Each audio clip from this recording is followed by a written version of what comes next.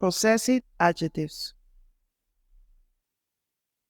Possessive adjectives are used to show possession or ownership of something.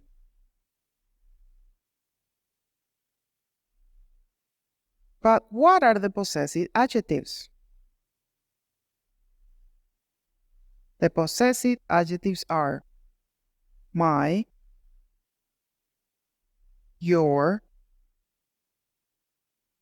his, her, its, our, your,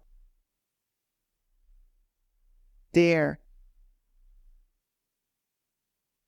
Let's see some examples.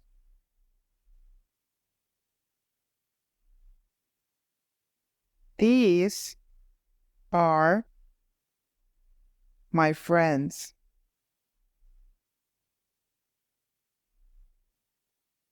These are her cats.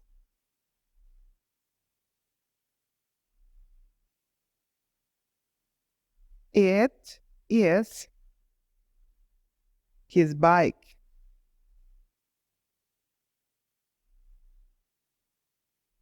This is her home.